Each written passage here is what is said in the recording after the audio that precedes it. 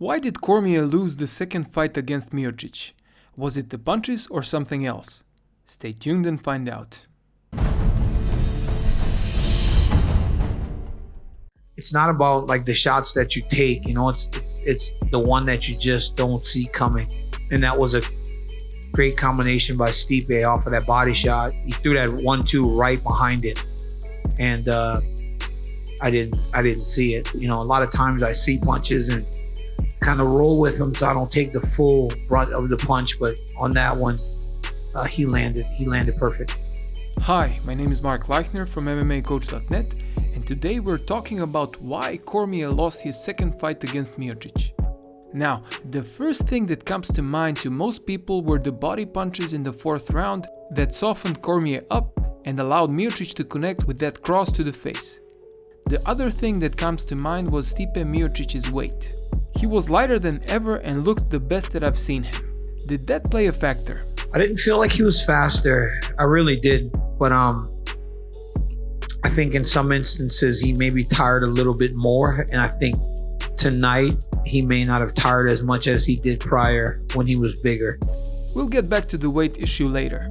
While the body shots were very effective, in my opinion, it was something else that significantly contributed to Cormier's loss.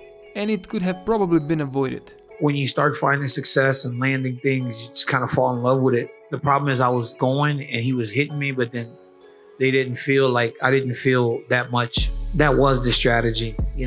That's probably the biggest letdown is how I let my coaches down. They were begging me to wrestle. The total opposite of what we wanted. Give me some kicks, give me some wrestling. When you're in there, would you please keep your hands up?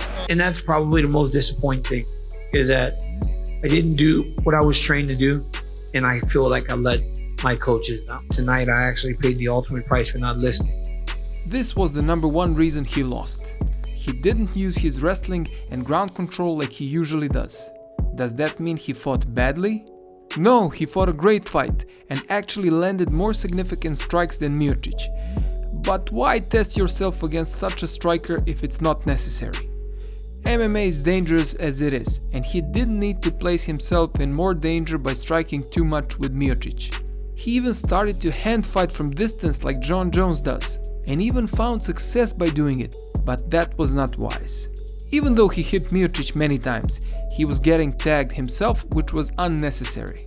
When comparing yourself against your opponent in different areas, you have to be honest and determine which path is more likely to result in success. Then follow it. This is just a rough comparison of the strengths of both fighters, which is highly subjective. Nevertheless, it is a good starting point when you want to determine the correct strategy. The path to victory was wrestling and ground fighting for Cormier. And if you'd like to learn all about the single leg variations that Cormier uses to take his opponents down, I have a video about that which you can find in the cards or in the description. The first round was the blueprint he should have followed. Does it mean that he would have won for sure with that strategy? No, but it would have given him the best chances of doing so. In that round, he took the fresh Miocic down, ground and pounded him, and made him carry his weight, which made Miocic a lot more tired than Cormier. Why not more of that?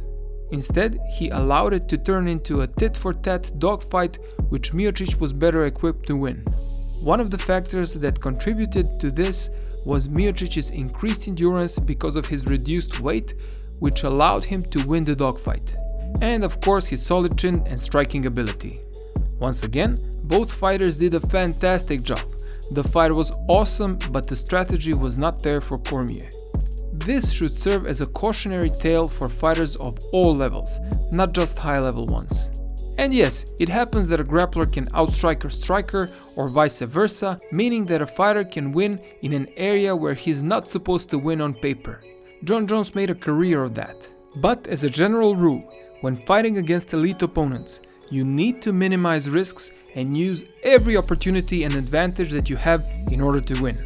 As we could see, even an Olympian like Cormier can make this kind of a mistake despite many years of highest level of competitive experience. What about the body shots? They were masterfully done, and they definitely contributed to the KO. And by the way, it was amazing that Cormier was able to take so many before showing signs of weakness.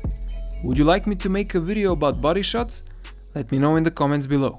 Are you interested in improving your striking and dominating your opponents? If so, check out my MMA Striking Made Easy instructional. The link is in the description. What did you think about the fight? Do you think Cormier could have won if he chose to wrestle and ground and pound?